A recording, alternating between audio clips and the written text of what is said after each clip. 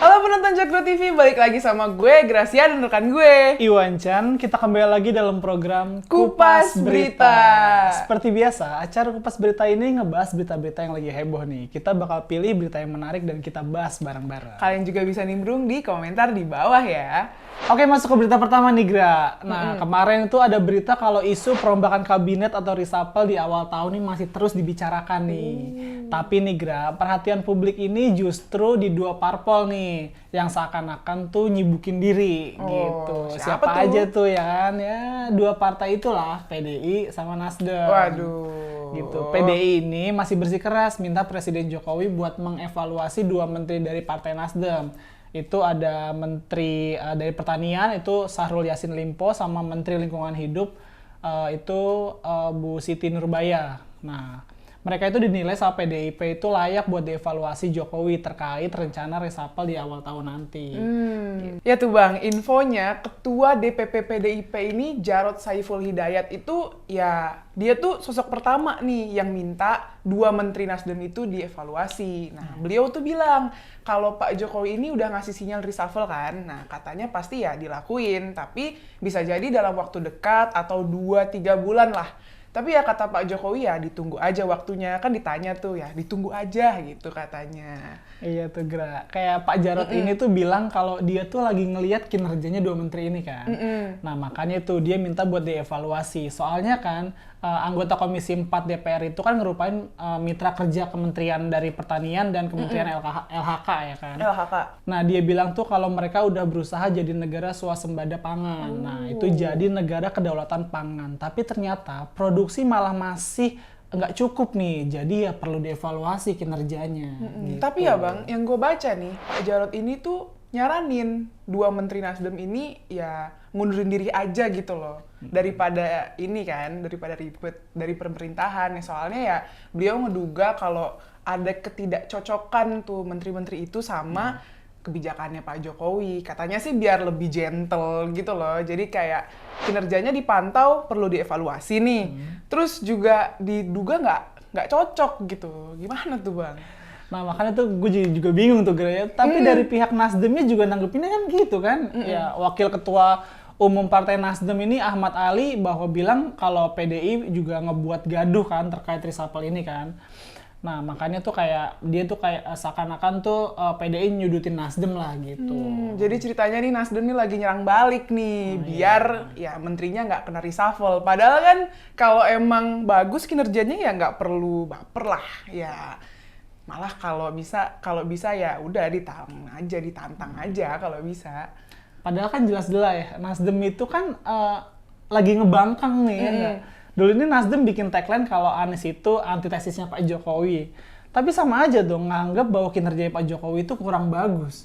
Nah, makanya itu perlu diantitesis gitu kata Nasdem. Ya udah, berarti kan udah jelas kan kinerja menterinya nggak bagus. Terus partainya nggak punya etika politik. Ya udah terima aja kalau emang mau di reshuffle kan. Itu namanya ya pilihan rasional, nggak perlu baper. Aduh. Iya, benar-benar. Oke Bang, kita masuk ke berita kedua nih. Ada berita kalau dua bupati di Solo Raya tolak proyek tol lingkar Solo. Nah, dua bupati itu ada Bupati Karanganyar, Juliatmono, dan Bupati Klaten, Sri Mulyani. Nah, rencana pembangunan Jalan Tol Timur Selatan Kota Solo ini merupakan proyek strategi nasional atau PSN. Nah, dinilai bakal berdampak ke lahan pertanian nih di Kabupaten Klaten, Jawa Tengah. Jadi Bupati Klaten itu nggak setuju. Nah, pembangunan jalan tol ini ya bakalan melintasi 3 wilayah kan. Klaten, Sukoharjo, sama Karanganyar. Nah Bang, Kepala Dinas Ketahanan Pangan dan Pertanian atau DKPP Kabupaten Klaten, Widianti bilang kalau ada sekitar 30 hektar lahan pertanian Klaten yang bakal kena dampak pembangunan tol ini. Gitu, makanya ya nggak setuju. Tapi yang menurut gue tuh lahan persawahan yang bakal kena dampak ini kan udah hampir setiap tahunnya kan gitu kan. Nah, lahan yang udah bakal kena dampak ini kan hampir setiap tahunnya kan nyumbang produksi 330 ton beras nih. Ya enggak? Nah kalau dibangun tol itu diperkirakan produksi beras di Klaten itu bakalan berkurang juga kan jadinya kan.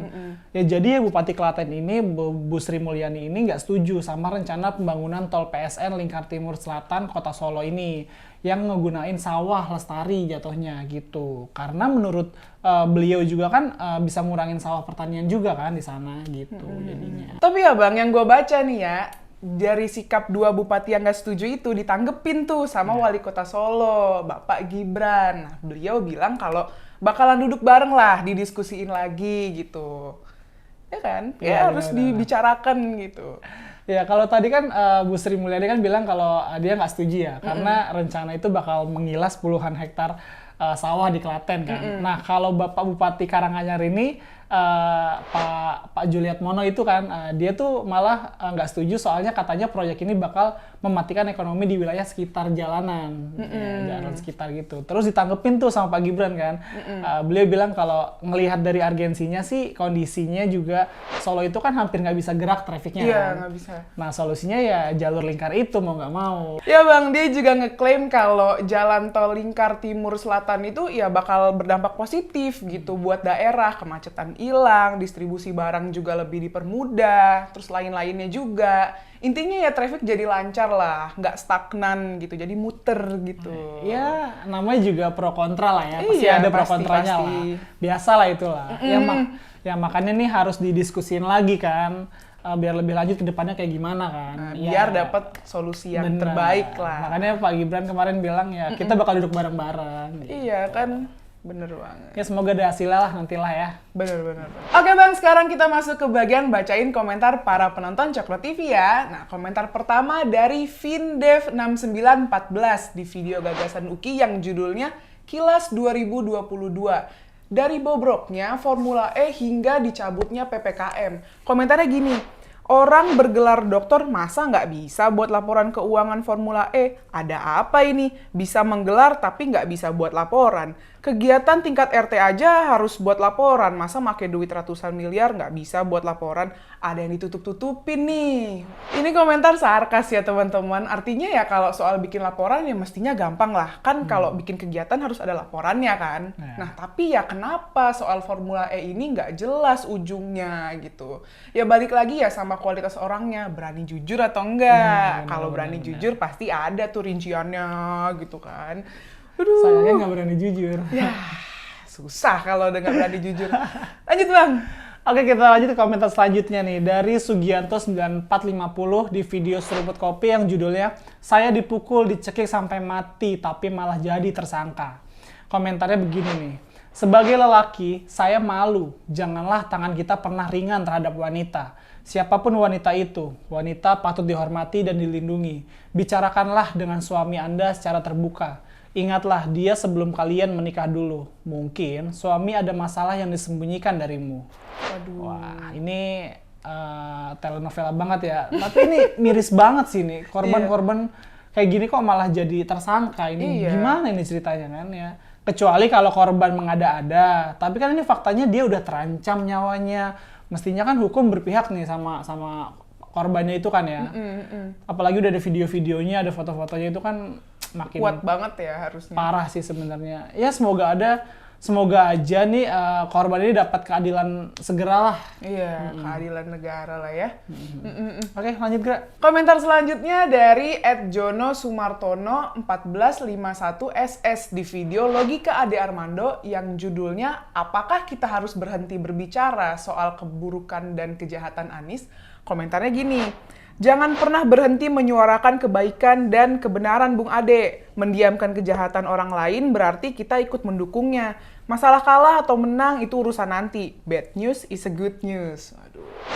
Udah jelas kan kalau soal keburukan dan kejahatan ya kita nggak boleh diam dong. Ya walaupun ada yang bilang itu nguntungin Anies karena dia terus dibicarain jadi populer lah gitu. Tapi ya masyarakat ya berhak tahu fakta yang sebenarnya gitu kan. Makanya ya nggak ada masalah kalau dia populer, tapi kan populernya buruk. Benar. Kan beda tuh. Populer dengan cara yang baik dengan cara yang buruk gitu. Dia buruk semua kayaknya. Aduh. Ya lanjut Bang, terakhir nih. Oke, komentar selanjutnya nih dari Soekarno Firyadi Tahana 4435 di video fatwa Guntur Romli dengan judulnya Sumur Resapan Anies Kembali Memakan Korban. Waduh. Komentarnya gini, semoga masyarakat semakin cerdas memilih pemimpin bukan hanya karena kesamaan identitas sosial maupun identitas politik lainnya sebagai pertimbangan. Mari pilih pemimpin yang memahami harapan untuk kebaikan bangsa dan bukan untuk kepentingan sekelompok tertentu. Semoga 2024 terpilih pemimpin bangsa yang bisa meneruskan karya-karya dan kebaikan yang sudah dilakukan pemimpin sebelumnya, agar Indonesia semakin maju dan rakyatnya semakin sejahtera. Kalau komentar ini yang gue tanggepin itu emang ya kalau pekerjaan diserahkan sama yang bukan ahlinya tuh pasti nggak bakal beres lah, nggak ada hasilnya juga gitu kan ya. Bukannya mendatangkan manfaat, ini malah nyelakain banyak orang gitu ya kan. Ya semoga aja masyarakat itu ngebuka matanya lah, jangan sampai ngulangin hal yang sama kayak DKI kemarin. Gitu. Bisa dibayangin nih seremnya nih, kalau nanti banyak proyek negara yang nasibnya tuh kayak sumur resapan kemarin gitu lah. Iya, kayak yang kita bilang di episode kemarin, kalau nanti yang nerusin nggak bisa kerja, banyak proyek yang mangkrak jadinya. Nah itu makanya. Gitu. Jadi kalau buat milih pemimpin jangan dari sudut pandang agamanya lah, tapi dari kinerjanya. Kinerjanya, bener banget. Jangan sampai Indonesia ini runtuh gara-gara pemimpinnya nggak bisa kerja. Waduh, siap. Oke, mungkin itu aja beberapa komentar menarik nih yang ada di channel Cokro TV. Jangan lupa like, comment, subscribe channel ini. Stay tune terus di program kita di Kupas Berita. Bye-bye.